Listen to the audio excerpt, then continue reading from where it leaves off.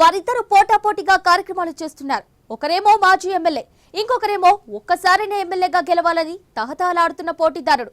ఒకే పార్టీలో ఉన్న వారిద్దరూ ఎత్తులకు పై ఎత్తులు వేసుకుంటున్నారు. వారి వారి బలాలు ప్రదర్శించడానికి సాయశక్తులా కృషి చేస్తున్నారు. ఇంతకీ ఎవరు వారు, ఎక్కడి వారు, ఏం చేస్తున్నారో ఇవాల్టి లోగొట్టులో చూద్దాం.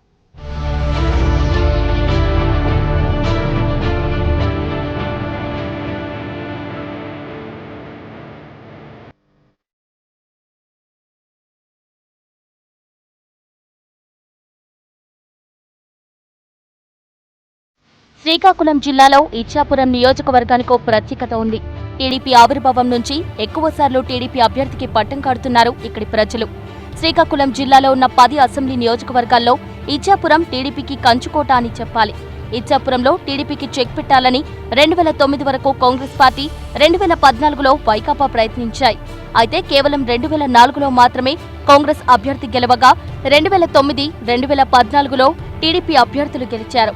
2009లో టీడీపీ నుంచి పోటీ చేసిన పీరయ్య సాయిరాజు గెలిచి జగన్ వైపు ఆకర్షితులై జగన్ పార్టీలో చేరారు. 2014 ఎన్నికల ముందు దుర్మాన అనుచరులలో కీలకంగా ఉన్న నర్తు రామారావు వైకాపాలో చేరి ఎమ్మెల్యేగా పోటీ చేసే అవకాశం కొట్టేశారు. ఎమ్మెల్యేగా ఓసారి చేసిన సాయిరాజ్ ముందుగా వైకాపాలో చేరిన 2014లో టికెట్ రాకపోవడంతో ఆయన అనుచరులు ఆవేదన చెందారు. అయితే జగన్ సూచన మేరకు 2014 ఎన్నికల్లో నర్తు రామారావు తరపున సాయిరాజ్ ఎన్నికలలో ప్రచారం చేశారు. టీడీపీ కంచుకోటగా ఉన్న ఇచ్చాపురంలో 2014 ఎన్నికల్లో టీడీపీ అభ్యర్థి బెందాలం అశోక్ గెలిచారు.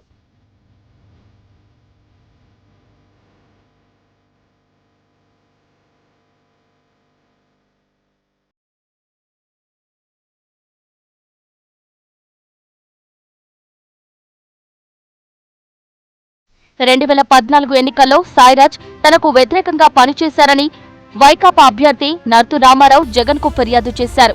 నర్తు రామారావు ఫిర్యాదు నేపథ్యంలో సాయిరాజ్ ను పార్టీ నుంచి జగన్ సస్పెండ్ చేశారు.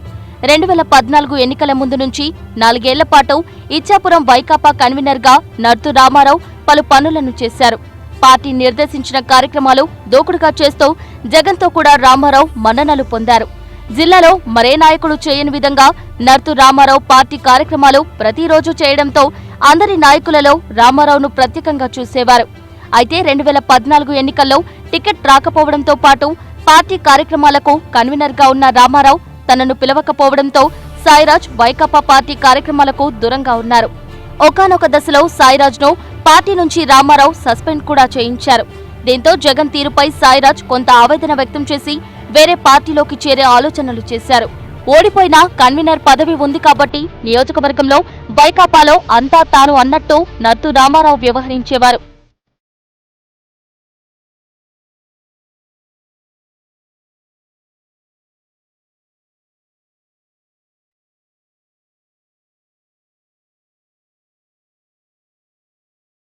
పీకే టీం సర్వే నేపథ్యంలో ఇచ్చాపురంలో నర్తు రామారావును కన్వీనర్ పదవి నుంచి జగన్ తప్పించారు.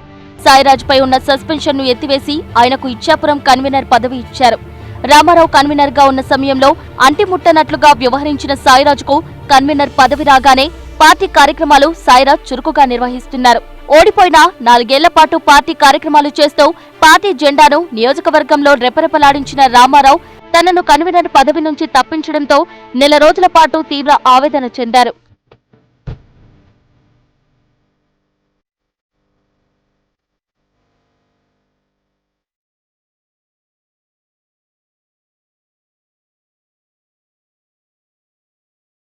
నియోజకవర్గంలో ఉన్న పరిస్థితులను రామారావుకు పార్టీ పెద్దలు వివరించి పార్టీ కార్యక్రమాలు మరింత బలంగా చేయాలని కోరారు. పార్టీ అధికారంలోకి వచ్చాక ఎమ్మెల్సీ పదవి ఇస్తారని జగన్ భరోసా ఇచ్చారని, క్యాడర్లో అందరూ పార్టీ కోసం పనిచేయాలని రామారావు పలువురితో అన్నారు. అయితే సాయిరాజ్ తో మాత్రం కలిసి పనిచేసే అవకాశం లేదని రామారావు చెబుతున్నారు. తాను కన్వీనర్ గా ఉన్న సాయిరాజ్ తనకు సాయం చేయలేదని, ఇప్పుడు ఆయన కన్వీనర్ గా ఉన్నప్పుడు నేనెందుకు సాయం చేయాలని రామారావు బెట్టుకుపోతున్నారట. రామారావు సాయం చేయకపోయినా విద్యావేత్త, వ్యాపారవేత్త అయిన సాయిరాజ్ తనకు అప్పగించిన బాధ్యతలు చకచకా చేసుకుపోతున్నారు. మరోవైపు జగన్ ప్రజా సంకల్ప యాత్ర 3000 కిలోమీటర్లు పూర్తవడంతో అన్ని చోట్ల వైకాపా శ్రేణులు సంఘీభావ యాత్రలు చేస్తున్నారు. ఇచ్చాపురంలో కూడా సాయిరాజ్ పాదయాత్ర ద్వారా సంఘీభావ యాత్ర చేస్తే నర్తు రామారావు బైక్ ర్యాలీ ద్వారా సంఘీభావ యాత్ర చేపట్టారు. నియోజకవర్గంలో 3 రోజుల పాటు సాయిరాజ్ సంఘీభావ యాత్ర చేపట్టారు. రామారావు మాత్రం ఒకరోజు భారీ బైక్ ర్యాలీ చేశారు. కంచిలి నుంచి ప్రారంభించిన రామారావు ర్యాలీ సోంపేట, కవిటి, ఇచ్చాపురం వరకు కొనసాగింది. గతంలో ఎవరూ చేయని విధంగా సుమారు 700 బైక్లతో రామారావు ర్యాలీ చేయడంతో వైకాపా శ్రేణుల్లో ఉత్సాహం పెరిగింది. ఈ యాత్రల ద్వారా అటు రామారావు, ఇటు సాయిరాజ్లో తమ బలాన్ని ప్రదర్శించడానికి ఎక్కువగా ప్రయత్నించారని పలువురు భావిస్తున్నారు. బల ప్రదర్శనలో ఆర్థిక భారం మోయడంతో ఈ ఇద్దరూ వెనకడుగు వేయరని చెప్పాలి. గతంలో జరిగిన తప్పిదాలే ఈసారి కూడా వైకాపాలో జరుగుతున్నాయని ఇచ్చాపురంలో సామాన్య వైకాపా కార్యకర్తలు చెప్పుకుంటున్నారు. ఈ ఇద్దరు నేతలు ఏకతాటిపైకి వస్తేనే ఈసారి టీడీపీ అభ్యర్థికి పోటీ ఇవ్వడం వీలవుతోందని వైకాపా కార్యకర్తలు చెప్పుకుంటున్నారు. ఎన్నికల వరకు ఈ ఇద్దరి వైఖరి ఇలాగే కొనసాగితే టీడీపీ అభ్యర్థి ఈజీగా గెలుస్తారని అందరూ అనుకుంటున్నారు. పార్టీ పెద్దలు మరోసారి రంగంలోకి అంటూ రామారావును, ఇటు సాయిరాజ్ను ఏకతాటిపైకి తీసుకురావాలనే అవసరం వైకాపాకు ఉంది. కలిసి ఉంటే కలదు సుఖం అన్న మేలు ఈ ఇద్దరు నాయకులు ఎప్పుడు తెలుసుకుంటారోనని విశ్లేషకులు సెటైర్లు వేస్తున్నారు.